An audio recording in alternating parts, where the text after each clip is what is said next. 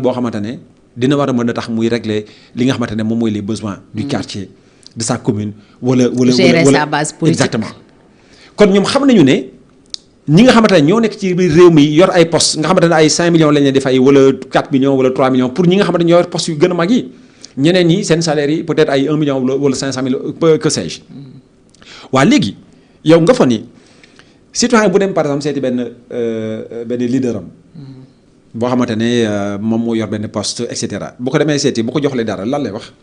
il va être le premier di vitupérer kooku. bëri na ñu fi ñàkk ndomba tànk yu ñu doon wut pour confirmer la. li leen ko xañ mooy ca campagne ba dañ doon wax kii du joxe dara. voilà bon léegi l'actuel président assemblée nationale Ousmane Sonko. ànd naag moom législative 2017. loolu la ñu ko doon waxal garage Petersen bi mu ñëw ñu koy soofantal. voilà et boobu joxuñu ko woon bopp noonu. parce que dañ ne du joxe. nous on a entendu léegi imagine léegi moom est-ce que mën na jox askanu Sénégal bi yëpp xaalis. pour gars yi dégg fu mu dem joxe. voilà léegi nag gis nga rapport boobu mooy créer benn incidence boo xamante ne ak benn mécanisme. Politiciens ils sont obligés de détourner. léegi nag gis na détournement boobu ça arrange le peuple paradoxalement. parce que ci kaw loolu le peuple di sukkandiku pour di mën a aussi régler li nga xamante ne moom mooy seeni besoins. et léegi règlement besoin boobu à travers les détournements amaat tam beneen incidence boo xamante ne sur le développement et le progrès. les politiques publiques. donc da ngay gis ni dañu nekk ci benn relation boo xamante ne c'est une relation qui est malsaine.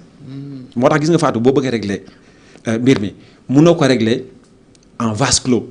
munoo ne lii dama koy régler donc c'est un travail de longue haleine mu nekk benn dispositif boo xamante ne il faut le réfléchir de façon cohérente en tenant compte non seulement de l'attitude de la classe politique mais également askan bi ci boppam.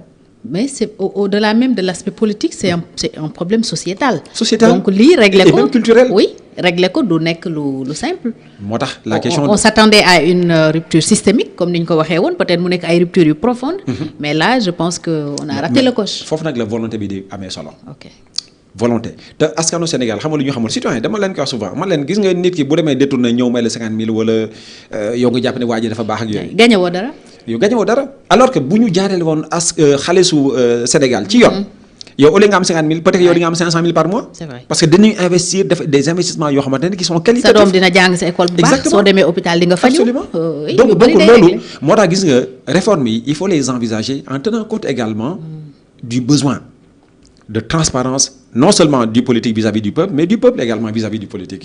donc loolu c'est très important. oui sur les fonds politiques nag lu ci sa position dafa war a exister warul exister dañ ko war a contrôler waruñu ko contrôler. il y a aussi une polémique là-dessus. non fonds politique yi moom. je crois que peut-être mën nañu ko tuddee beneen appellation mais man pour man lu war a am la. les fonds spéciaux. les fonds spéciaux lu war a am la parce que xam nga nit ki tamit dëgg moom moo neex suñu borom lu mën a am dans la vie. même bu nekk ànduma ak nit ki sax defal en sorte que au moins bu waxee dëgg nga ne ko saa yi am nga dëgg soo nekk nit ki tamit mu wax loo xamante ne du dëgg ne ko saa yi wax loo dëgg parce que loolu yaa ngi koy jàppale c'est dans l'intérêt de chacun. fonds spéciaux yi man dama jàpp ne lu war a am la. te loolu waxuma ko pour X wala Y. fonds spéciaux mooy pour le renseignement la sécurité. non lu mu xam nga dafa am loo xamante ne c'est la sécurité. am na loo xam ne kenn mënu ko tudd. mais lu mën a am mooy président dafa am ce qu'on appelle un pouvoir discrétionnaire. dafa am loo xamante ne moom du lu ñuy nekk di lijjanti et il n'est pas le seul. amul benn réew ci àdduna bi boo xamante ne amuloo ce qu'on appelle des fonds spéciaux. après on a beau nous expliquer que non réew mi diw lañ koy jox ak loolu amul solo xam lan moo am solo mooy réew bu ci nekk dafa am yenn dépenses yoo xamante ne amuloo sañ-sañu dem di taxaw di xool lan la. moo tax mais fonds spéciaux wute na ak fonds sociaux yeeg fonds. non xam nga appellation yi parce que dañu ne y a 3 types de fonds.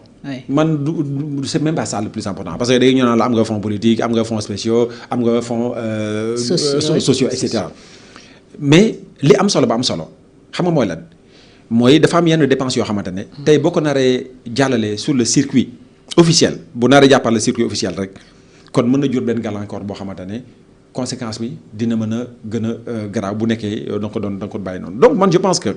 appellation bu mu mënti doon. à partir du moment où xam nañu ne am na yenn activités yoo xamante ne pour des raisons de sécurité évidentes mën na ko tracer 2 pour des raisons stratégiques mënuloo ko wax 3 pour des raisons de sensibilité mënuloo ko ci wax kon kooku ku jóg taxaw naan la non il faut que ñu koy contrôler loolu pour man c'est comme li ñu doon wax sànq sur la déclaration. c'est l'arbre qui cache sa forêt c'est du voyeurisme man je pense que Sénégal problème mu Sénégal tey réellement est-ce que jàpp nga ne Sénégal tey dafa am benn problème existentiel boo xamante ne fonds politique moo ko waral. Absolument non. Et bu ñu xoolee même le caractère modique même de ces fonds. On parle de 7 milliards 10 milliards dans le meilleur des voilà. nañ ko ramener à 10 milliards. 10 milliards sur 7 000 milliards. Imaginez tey ñu ngi nekk di mobiliser toute une institution. pour di traiter benn sujet boo xamante ne motul sax 0,01% du budget du Sénégal. C'est indigne de notre société. C'est indigne de notre démocratie, mais c'est indigne des institutions yi nga xamante ne ñoom ñoo nekk di ko porter. man dama jàpp ne pour répondre ci sa question de façon très claire mooy fonds politique dafa war a exister parce que c'est pour des questions de sensibilité de sécurité. Deuxièmement personne n'a le droit d'aller fouiner di dugg di xool fonds politique yooyu lan la ñu koy defee. ku koy def rek xamal ne mi ngi ci beneen logique bu dul. aussi bien pour le président que les autres. non su ma waxee. parce que président assemblée am na ay fonds politique. xam nga premier ministre am na. non le débat s'est posé waaye yaakaar naa ne Ousmane Sonko leeral na. non en fait en réalité fonds politique yi nga xam ne moom la ñuy jox le président de la République. pour man ñorewul ak li président assemblée nationale yor. non boo xoolee même sur le plan je dirais de l'amplitude de parce que. fonds bi nga xam ne moom la ñu jox président assemblée nationale par mois loolu certains parlent de 50 millions par mois loolu c'est juste un moyen donc de le mettre à l'aise alors que fonds politique bi président bi di gérer c'est des fonds stratégiques am na yenn exemples yoo xamante ne mënuñu ko wax mais bu ñu jëlee par exemple un certain nombre de zones yoo xamante ne qui sont extrêmement sensibles fonds politique yi amoon na fi ay jeexital yu am solo loo xamante ne conséquence bi yow mënuloo ko quantifier mais sur le plan de la paix sociale stabilité bi nga xamante Sénégal am na ko mais fonds politique boobu jur na ko léegi nag xam nga dafa am loo xamante ne xam nga boo jëlee par exemple butéelu meew wala kaasu meew nit yi li ñuy gis rek mooy lu ñuul petite tache bu ñuul bi loolu la nit ñi di gis mais du ñu gis li nga xam ne moom mooy les bienfaits donc je crois que am na yenn débat yoo xamante ne je crois que di ci wax sax mooy tuutal Sénégal Sénégal je crois weesoon na loolu li nga xamante ne moom mu li am solo mi ngi feneen et je crois que ce débat finalement n'aboutira pas et je crois que on aura perdu beaucoup de temps pour rien donc jarul sax ñu ci wax ay waxi transparence ak yooyu non mais c'est pas un problème de transparence alors mais justement mais Fatou mais transparence à outrance baaxul man boo ma laajee personnellement dama leen ne oui il faut de la transparence mais transparence à outrance baaxul la preuve gis nañ ko. ci FMI ak yooyu. exactement. nit jóg na fi au nom de la transparence au nom de la transparence taxaw wax fi wax boo xamante ne gis na fi mu yóbbu Sénégal. ça a créé plus de problèmes. exactement plus de problèmes boo xamante ne 2 ans et demi ñu ngi nii mënuñu ci génn ba léegi. transparence dafa doon loo xamante ne da nga koy gérer avec parcimonie mais boo jógee di naan non transparence à outrance non loolu amul benn sens. amul benn réew ci àdduna boo xamante ne da ngay porter moo tax gis nga ñi di def politique je crois qu'il est important que ñuy aborder yenn questions yi avec de la véracité c'est-à-dire que xam nga dëgg boo ko booleel ak politique rek yaa ngi sànq sa bopp yaa ngi sànq askan bi. donc transparence bi ñuy wootee pour man c'est de la démagogie parce que ñi koy woote lan moo tax ba ñu fi nekkee defuñu ko. lan moo tax ñoom à l'égard de ñoom li nga xamante ne ñoom dañu ci waroon wane transparence lan moo tax defuñu ko. gis nga logique politicienne mooy li nga xamante ne moo ñu sonal mi ngi sonal askanu Sénégal di sonal suñu réew. je crois qu'il est vraiment temps d'en sortir. man moom gëwuma ne dërëm boo xamante ne da nga ko war a dugal ci askanu Sénégal wala dërëm boo xam ne askanu Sénégal moo ko moom au centime près il faut nga dem xool ko surtout sur certains aspects. parce que am na loo xamante ne vaut mieux ne pas savoir. parce que.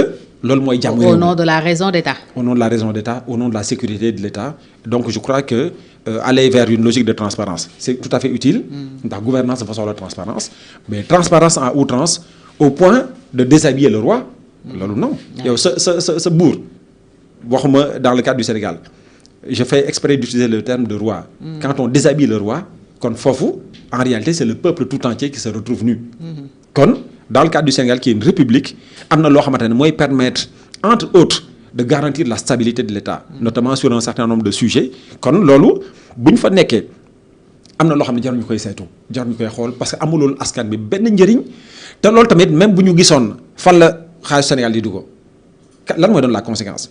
Sénégal bu naree dem par exemple mener des activités sensibles d'espionnage par exemple lan lay indil benn citoyen mu xam ne Sénégal dugal na fi xaalis pour dem espionner tel ou tel wala par exemple pour gérer des questions sensibles ban intérêt lan la koy indil en quoi cela va venir régler li nga xamante ne moom mooy les questions de gouvernance non moo tax ma jàpp ni am na sujet yoo xamante ne c'est juste pour peut-être jaxase askan bi ak peut-être ñenn ñi mais je crois que et loolu je le dis non pas pour un président en particulier mais de façon générale bu fi Senghor toogoon nekk président j'aurais dit la même chose bu nekkee par exemple beneen réew la muy Burkina muy beneen réew le principe vaut parce que dafa am loo xamante ne askan bi waru ci mën a jot dans son intérêt c'est vraiment dans ce sens que je considère que transparence à outrance moom nekkul loo xamante ne baax na ci réew.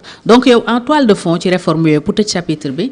li nga gis mooy président lañ bëgg a wàññi dooleem parce que soo leen déggee quand même da ngay yaakaar ne en fait ça laisse croire seen discours yi que président yore ay fonds am parti war leen cee mën a financer moom mooy seen crainte mais peut-être du forcément wala carrément. non transparence bi ñuy woote. moo tax ma doon wax ne gis nga booy def réforme boo koy envisager. de contexte il faut tenir compte du contexte et de la conjoncture. donc fii je crois que sénégalais boo xamante ne boo ko yeewoon sax. ne ko lan mooy soubassement wu proposition de loi yi. ñëpp xam nañu c'est un soubassement politicien. moo tax ma jàpp ne la sincérité bi war a commander. aux actions devant mener vers une réforme. il faut mu doon loo xamante ne li koy lal mooy sincérité.